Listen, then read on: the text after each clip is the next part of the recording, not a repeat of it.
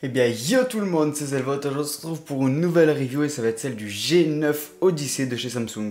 Voilà, je passe pas parmi le chemin, on y va direct. Juste quelques caractéristiques techniques pour bien vous résumer c'est quoi cet écran. C'est un écran 49 pouces en 32 neuvième, 240 Hz et 5120 pixels par 1440, c'est gigantesque. Et tout ça bien sûr avec la technologie QLED dedans. Et franchement cet écran c'est une dinguerie, mais on va revenir dessus tout au long de la vidéo, je vais vous dire un peu ce que j'en ai pensé. Parce que du coup là ça va faire 2-3 mois que j'utilise cet écran et que je commence à bien le cerner. Du coup je vais vous faire un petit résumé de tout ce qui est important à savoir dessus. Que ça soit au niveau de ses qualités ou bien de ses défauts.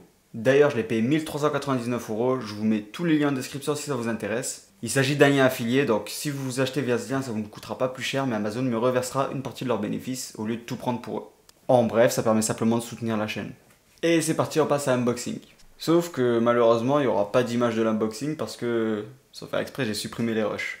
Cependant, j'en ai retenu des choses très importantes, c'est que déjà le carton est gigantesque, l'écran est gigantesque et il est très très lourd. Donc sincèrement, au vu de la taille et du poids, soyez deux pour le sortir parce que c'est galère de le prendre tout seul.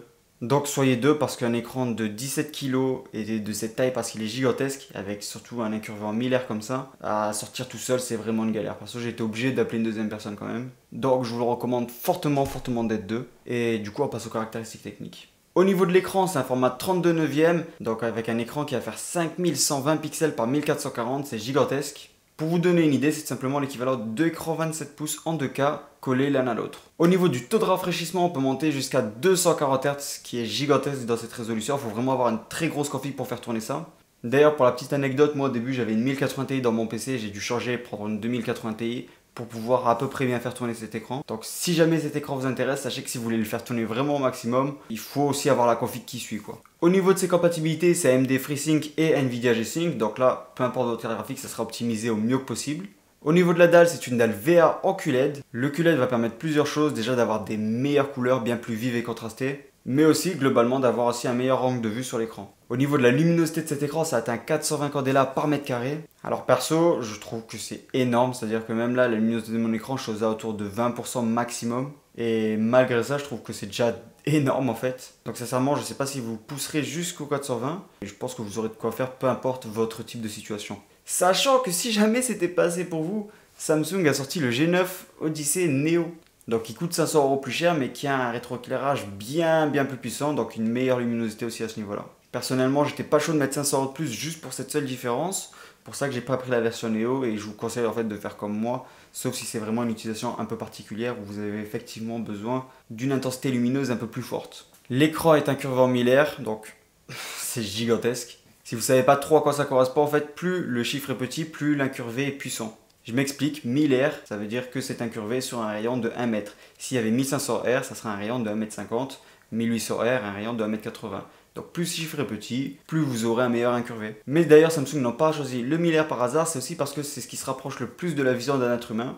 Donc normalement on aura du mal à faire vraiment plus immersif que ce genre d'écran. Au niveau des supports, soit on va utiliser le support qui est donné de base par Samsung, soit on peut le monter sur un bras d'écran qui sera attaché au bureau par exemple ou au mur. Parce que bien sûr cet écran malgré son poids et sa taille est équipé quand même de la norme FESA, donc qui équipe tous les écrans PC. Par contre je le dis, ne prenez pas n'importe quel support parce qu'un écran de 17 kg et de cette taille c'est très lourd à supporter. Alors moi j'ai trouvé un seul support qui faisait vraiment le taf. Il coûte un petit peu cher, je vous mets quand même le lien en description si ça vous intéresse. N'hésitez pas à y jeter un petit coup d'œil. Je fais une petite pause au plein milieu de la vidéo pour vous inviter à vous abonner si cette vidéo vous plaît. Parce que vous êtes plus de 98% à regarder la chaîne sans être abonné, donc ça commence à faire beaucoup là. Et enfin, vous pouvez aussi montrer votre soutien en laissant un like et un commentaire sous cette vidéo. Maintenant, passons à l'ergonomie et le confort de cet écran, ce qui est pour moi la raison principale de pourquoi je l'ai acheté. C'est d'abord le confort, notamment quand on fait du montage vidéo, d'avoir toute la timeline sur un gigantesque écran comme ça. L'incurvé fait qu'on ne doit pas tant que ça bouger la tête au final. Et je peux voir quasiment en fait toute ma timeline sur l'écran sans devoir me déplacer, donc c'est vraiment incroyable à ce niveau-là. Pour de la bureautique classique, c'est aussi très confortable. Petit point négatif, c'est que notamment pour les pages internet, je déconseille vraiment de les ouvrir en grand. C'est-à-dire que si on utilise ça pour des pages internet, je préfère avoir par exemple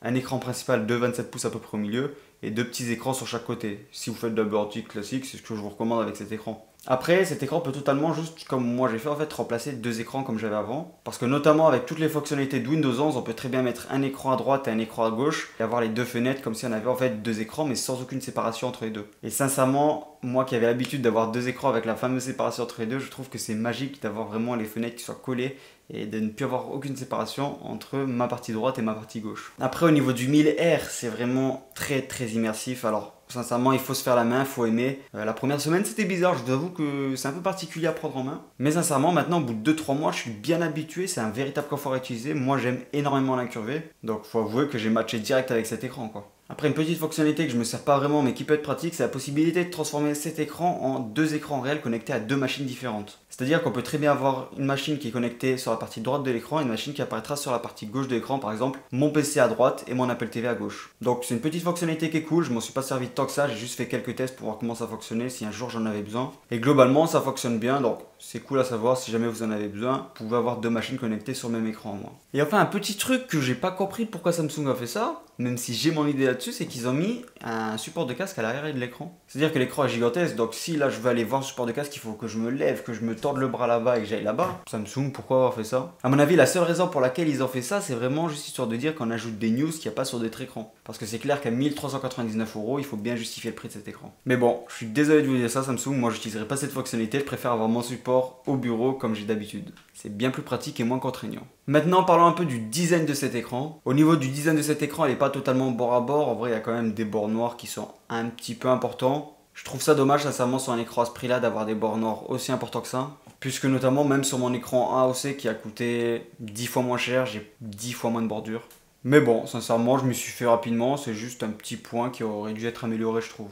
Après, de face, l'écran est très neutre puisque même le Samsung est écrit en noir sur noir. Mais c'est de dos où on va vraiment voir la bête. Et de dos, il est magnifique, avec un revêtement blanc, brillant de cette manière. Au milieu, au niveau du pied, on retrouve tout simplement des RGB. Donc moi, je les ai laissés actives. Vous pouvez désactiver et tout configurer dans le menu. Donc ça, c'est un petit peu du gadget, mais je trouve ça sympa. Après, on sent que le produit est vraiment travaillé, que c'est un petit peu un produit d'exception de chez Samsung. Il y a eu un vrai taf au niveau du design de cet écran. Et clairement, sur un bureau, ça impose du lourd. Mais bon, cet écran, faut pas oublier que de base, c'est la gamme gaming de Samsung. Donc, testons-le sur du gaming, voyons ce qui rend. Et les premiers jeux que j'ai pu tester, ça a été instinctivement Valorant ou ce genre de jeu. Et ça ne se lance pas en fait au plein écran. Donc en vrai, c'est vraiment dommage à ce niveau-là parce que c'est clair, quand on achète un écran ce prix-là, on aimerait bien que ça se lance en plein écran. Mais en même temps, sur un jeu compétitif, ça donnerait un vrai désavantage aux autres joueurs. Donc, par souci d'équité, c'est normal, entre guillemets, qu'on soit bridé et qu'on ait deux énormes bords noirs. Après, moi perso, ça m'a pas dérangé parce qu'au final, ça permet quand même d'avoir un écran de 27 pouces en 2K et en 240 Hz. Et quand je suis concentré sur le jeu, les deux bords noirs à côté, je n'y calcule pas, j'y prête pas spécialement d'attention.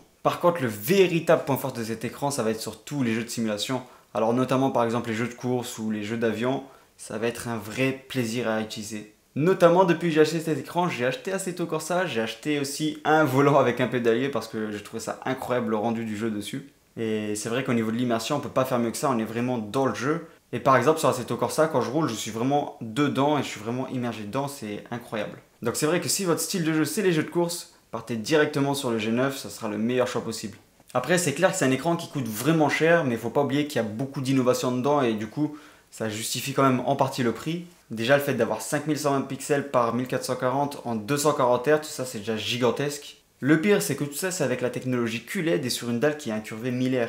Donc clairement il n'y a pas en fait vraiment de concurrence à cet écran. C'est soit vous recherchez ce type d'écran et dans ce cas c'est l'écran qu'il vous faut, soit sinon vous ne trouverez pas d'autres concurrents à cet écran. Du moins pas disponible tout de suite sur le marché, car il y a quelques news qui ont été annoncées, surtout du côté de Corsair, et des petits trucs sympathiques qui arrivent qui peuvent être pas mal. Mais on en parlera dans une prochaine vidéo probablement. Donc en bref, si vous cherchez un écran avec une qualité de fou, en 240 Hz, en QLED, et en plus avec une immersivité énorme, eh ben forcez les yeux fermés, vous pouvez forcer, je pense pas que vous serez déçus. Et je le rappelle une dernière fois, mais tous les liens des produits que j'ai pu parler dans cette vidéo sont dans la description, que ce soit le bras d'écran ou l'écran en lui-même.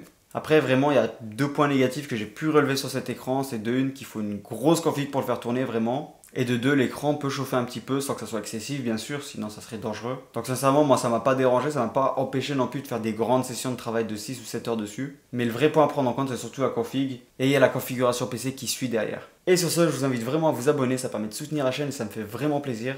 Laissez un like, faites-moi un retour en commentaire. C'était Zelva, on se dit à la prochaine vidéo, ciao.